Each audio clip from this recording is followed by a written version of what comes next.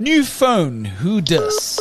Well, that's the attitude of many minority councillors in the currently fractured coalition in the city of Johannesburg, just after leaving their political WhatsApp group. So those who left were the AIC. They've got 2 councillors. The PAC, 1 councillor. The APC, 1. UIM, 1. Good Party has 1 and COPE has 1. And they left, so that's 6. They left 4, which is Aljuma, who have 3 councillors and have, by the way, had 2 mayors. Our Jozi Metro journo Alex Patrick fills us in with the hot political goss next. Later in the show, we'll take you through some of the key takeaways from day 2 of General Mkhwanazi's questioning in Parliament. And finally, we remembered the Jozi Gold Rush pioneers with On This Day in South African History. New episodes of The Lead air Monday through Thursday at 7 p.m. What an action-packed show. My name's Graeme Raubenheimer. This is The Lead, and this is the South African story. Moving to our top story today, and these smaller minority political parties are easily the kingmakers in the city of Johannesburg, right? Though it's now emerged that some of them, they've decided to suddenly exit their shared WhatsApp group. Where does this leave the current configuration of the government of local unity in Johannesburg? Could it spell more coalition uncertainty for a metro that's simply screaming out for proper service delivery? Well, Alex Patrick is our resident journo on the Metro Beat. She joins us live now, in fact, from Modemole in Limpopo. She's there on assignment. Alex, welcome back to The Lead. Thank you for having me. Absolutely. Why are you in Limpopo? I'm busy catching up on the Pala Pala matter. Okay. Take us through why some of these Jozi minority parties suddenly decided to leave this WhatsApp group. What was the cause of it? It's not just a saying like they left the WhatsApp group. They literally left the WhatsApp group. So these minority parties speak to each other and caucus on WhatsApp. So that is where they hold their meetings. So, I mean, the cause of it goes quite far back to June, in fact, and it still has to do with the kind of maneuvering of the MMCs. So these minorities, obviously, they're the kingmakers. They've joined the government of local unity to give them that majority so that they can lead. But obviously that comes with a lot of, you scratch my back, I'll scratch your back kind of thing. So one of the provisions was that these smaller parties get 2 MMC positions. And there was a bit of a fracas when Margaret Arnold, who is one of the smaller parties from the ATM, became the speaker. And then they filled her position, which was finance, a very, very kind of hotly contested position, obviously, with an ANC member. And this kind of got the smaller parties a bit hot and bothered under the collar. And then as you can imagine, factionalism started. You have the one side that are saying, no, but it's unfair. And then you had your other splinter group that's saying, no, but this is what we agreed to. When these 6 parties left the WhatsApp group, they essentially broke up the coalition. So those who left were the AIC. They've got 2 councillors. The PAC, 1 councillor. The APC, 1. UIM, 1. Good Party has 1 and COPE has 1. And they left, so that's 6. They left 4, which is Aljuma, who have 3 councillors and have, by the way, had 2 mayors. AHC with 1 councillor, UDM with 1 councillor, and ATM, which also has 1 councillor. Sure, okay. Very interesting now. So what does that sort of say regarding them actually working together? Them leaving the WhatsApp group, according to Arnold's, doesn't necessarily mean that they're actually not working together in principle, right? In principle, it doesn't mean that they're not working. And I know that Margaret Arnold's tried to kind of put some sellotape on that. But what she said in her message on the WhatsApp group, which I have privy to, is that they were affecting, and these were her words, collapsing the minority party. Now, when I say these were her words, these were purportedly from her. She has not denied that she wrote the letter. This was allegedly her letter. What happens now is that you have a disgruntled party, and we know it's a big deal because Dada Marrero is also meeting with these coalitions on Monday. And once I started speaking to them, the kind of word that the parties had splintered, that all kind of died down, and suddenly everybody was united again.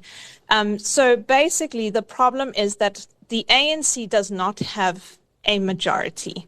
In order to become a mayor, your leader and the leading party has to have the majority vote, and majority is half plus one. It's not the most votes. So in Johannesburg, the ANC has the most votes with 91, but they need to have half of 270 plus one. So they need 136. And to do that, they caucused with these other groups. So they were the EFF, they were the PA, and then these minority parties give them that total. We've got Action SA now also floating around. But basically, it's very important because these minorities were actually with the DA when the DA was in power. And it was the shift. So these tiny parties with one or two members are able to actually kick out a party the size of the DA, which has 71 councillors. Okay, so there's a meeting for Monday. How would you describe the current sort of mood of these recent council meetings, Alex? Helen Zille recently sat in on one, and she also had a lot of commentary. She did, and it was quite funny because, as Murphy's Law would have it, it was one of the better council meetings where things actually got done. But there's absolutely lack of decorum. There's lack of respect, even for the speaker, who is with the majority party. Her own party members will come in whenever they want. Nothing gets done because literally nothing is being done. The meetings start late every single time. They've got to meet quorum as well to have a meeting that's majority plus one. And you often just sit around waiting. I mean, these, like I've said before, these are very expensive meetings. So really, there's just a lack of kind of anybody doing anything. And as you said, Zille sat in on her first meeting. The DA was very well behaved, very, very well behaved. She sat across from them in the gallery, so basically looking down on them. I wrote a story, actually, I thought it was quite funny, about the kind of power she holds. And I don't know if it is power or if people are just very afraid of her, but she had been in council for 2 hours. She went to the bathroom, and I've been going to this council since 2022. You're listening to the latest edition of The Lead on News 24 with Graeme Raubenheimer. If you've got an opinion on what you've heard so far, drop us a short voice note on our WhatsApp hotline. That's 072 562 3179. This is The Lead. This is the South African Story. My name's Graeme Raubenheimer, in conversation with Alex Patrick, our City of Johannesburg Metro journalist there. We apologise for some of the signal drops in our conversation today. I'm blaming the thunderstorm and network issues over in Limpopo. Alex was chatting about the DA's Helen Zille, DA Federal Council chairperson, who's since put a hat in the ring contesting for the mayoral chain there, sitting in on one of those recent council meetings and affecting change with the women's toilets. Have a listen to the rest of the conversation now. The council bathrooms, and these are our leaders, and I'm sorry to say this, it's disgusting. The way they are, the way they look, broken towels here, no hand towels, no toilet paper. Somebody's ripped this off the wall, and it's revolting. She came out of the bathroom, she had no hand towel, and she asked the cleaners if she could have a hand towel and said that none of the bathrooms had any. And apparently, according to her, one of them just pointed at a roll on the floor. So now these cleaners they're sitting outside the bathroom. They've actually set up a spaza shop. So anyway, she sees this and she just goes Helen on them. She goes absolutely Helen on them. The next day, I have never seen the council so spotless. And I don't know if it's the power of Helen. I don't know if this is a good omen for Johannesburg. You know, everybody's got the kind of, remember the Ramaphoria? It's like the Helen-phoria. That is what she did for council. She made a difference. Right. So moving past Helen, and some would say that they're already fatigued by all the media coverage she's been getting recently. But, okay, the city of Joburg has these 270 seats. The leading coalition has around 148 votes of these seats, and the opposition only has around 78. Do you think that the minority parties could potentially put their power somewhere else at this stage? How viable is that? And how seriously should we take it that they've left this WhatsApp group now, Alex? I mean, it is always a serious matter. And like I said, the DA, which is the opposition party, was once in power. So if all of the minorities go to the DA, I mean, it's only 13 extra people. But that's 13 different kind of thinking, 13 different minds. So it's not going to make a difference. So what you have now is Action SA with their 44 seats, which is a huge number of seats in council, and they're sitting somewhere in the middle, rubbing their hands together, I'm sure, because they've kind of become the kingmakers. So you would need, the DA, in order to come back into power, would need Action SA, all the minorities, and still either a party, one of the smaller parties to join them, or at least one or two people to dissent from the other parties in the coalition. And that's actually how the DA was removed, is that there was dissent in the party. It's precarious enough that, let's just say, I've had a lot of DA members calling me to ask me exactly what happened, gleefully.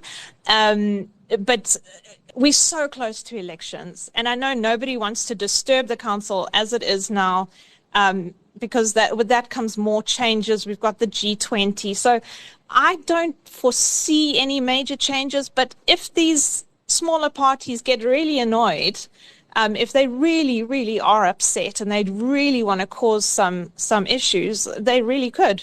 Hasn't it been one of the issues that when, and just to end off, when Kenny Kunene gave up his seat in terms of transport in the mayoral committee, and there was also the finance position that was up for grabs at a certain point, and Loyiso Masuku from the ANC got in that post. Weren't those two positions that the minority parties were also eyeing for a long time and had a big gripe over not getting a foot in the door there? Exactly. And that's also to do with the split. We know that Al Jamal was also contesting for Kenny's old seat, because that, again, they held on to that notion of we get two MMC positions. But the ANC said, but you've got an MMC position and you've got Speaker with Margaret Arnolds from the AIC. So that's an even bigger position. So no, we're going to take back, we're going to take the finance position. So that is exactly it. And like I said, stems from June, fighting in July. Now we're seeing it today. Alex, final question, just ending off. In the interim, the service delivery woes for Johannesburg continues. I was up recently, up north, and kind of quite taken aback at the entropy, the erosion of many different aspects of life in Johannesburg. A city of a shade of its former self. We really do need to get on with the work. In the meantime, with this potential for coalition chaos still pretty much looms large. And Kenny's got his work cut out for him, as a side note, coming back into his position. One would argue that the potholes have only gotten bigger in his absence. No, absolutely. I mean, I wouldn't want to be any of them. I'm just thinking of EISD, Environment Infrastructure Service Delivery, Jack Sequila. He's got the worst of it. He's got city power. He's got water. So, he's in an even worse position. But then again, I just want to bring up Zille again, because this is what I said to her. There's no money. So you can change the mayor as many times as you want to. The city has no money to fix its problems. So it doesn't matter who is in charge. If there's no money in the coffers, there is no money in the coffers. It's going to take years. These pipes are in the ground, some of them for 50 to 100 years. That didn't happen overnight. I mean, that didn't happen with the ANC. That's been a problem waiting for a long time. And we're not collecting enough money to pay all our bills. I mean, that's just the low-hanging fruit. Right. Alex, thanks so much. I really appreciate it. I know we had terrible signal issues throughout our discussion. I blame Limpopo's networks. That's Me too, yes. Cheers, Get Alex. me back Drive to safe. Joburg. Yeah, drive safe. Thank you. Trending topic. Shifting to our trending topic now, and well-known KwaZulu-Natal Police Commissioner Mkhwanazi has been fielding questions from members of Parliament running a parallel ad hoc committee hearing into the alleged criminal capture of the country's criminal justice system. Now, following a late start to proceedings just yesterday, Mkhwanazi stated today that he was convinced that President Cyril Ramaphosa was not aware of what now suspended Police Minister Senzo Mchunu was getting up to in his sudden decision to disband the much-touted Political Killings Task Team. Mkhwanazi, meanwhile, says he cannot reveal who the other three members of the alleged Big Five criminal syndicate are, as heard at the Matlanga Commission, and that only Vusi Musi Kat Matlala and Khatiso KT Molefe can be named because they've been arrested. He does, however, add that the other three are indeed so-called tenderpreneurs. But taking his cue from an Umkhonto Wesizwe MP's line of questioning today, Mkhwanazi's called the relationship between Mchunu and the elusive Brown Makhotsi, an apparent associate, as quote-unquote unethical. The top cop even claims that Makhotsi played a major role in funding Mchunu's political campaign, adding that SAPS crime intelligence has sensitive records of political party funders, and if they had to leak this, for example, quote, the country will burn. Once the DA's MPs got a chance to grill Mkhwanazi, the general was frank that the SAPS Central Command employs far too many generals and that the Government of National Unity should strongly consider devolving police powers to provinces instead, something that the Democratic Alliance has been advocating for a long time now. On other issues, however, the South African National Editors Forum has today issued a statement condemning Mkhwanazi's claims from the past 48 hours that a counterintelligence operation should be led against the country's news media. He previously told the ad hoc committee that journalists who err in their reporting should sit in prison, which SANEF is calling an attack on the free press. Mkhwanazi's astonishing claims relate to reports that there's an official recommendation for National Top Cop Fani Masamola to face criminal charges for signing off on properties to the tune of some 120 million rand for crime intelligence's use. SANEF is calling on the current acting police minister Feroz Kachalia to condemn Mkhwanazi's calls. What a complex story this is certainly turning into. If you got an opinion on it, drop us a voice note 072 562 3179. Looking for a smarter weekend scroll? The Weekender is your ultimate guide to bold stories, sharp opinion, and a fresh lens on life in Mzansi. From exclusive interviews and powerful essays to wine picks, playlists, and pop culture gems, it's your perfect weekend read all in one place, landing every Saturday on News 24.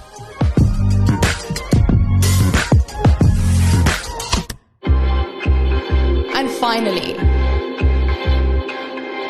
ending off now with On This Day in South African History, the 8th of October 1853. On this very day in 1853, prospector Pieter Jacobs Maree reported discovering alluvial gold in the Yukskay River on a farm which is now known as Sandton. It was one of the earliest recorded finds of gold in the then Transvaal, now Gauteng. Maree believed he was the first to uncover gold in that area, but later accounts suggested others may have beaten him to it, including Karel Creer, who reportedly found traces as early as 1834, as well as English geologist John Henry Davis, who prospected near Krugersdorp in 1852. While these discoveries were certainly small, they did set the stage for one of the most transformative events in South African history ever. the Struben brothers' discovery of the Witwatersrand main reef in 1886, which did spark the Johannesburg gold rush and change South Africa's fortunes forever. That's courtesy South African History Online. On this day in history, the 8th of October, 1853. Well, the more you know. If you'd like to send us a WhatsApp on anything you've heard in today's edition, that number's 072-562-3179. Drop us a mail if you're so inclined, thelead at 24.com. Hit like, follow, and subscribe to be notified of our next editions on all your favorite streaming platforms, namely Spotify, Apple, and YouTube. While we're quickly barreling towards the festive season, my name's Graeme Raubenheimer, and so long as there's trusted news first, we'll always have the lead.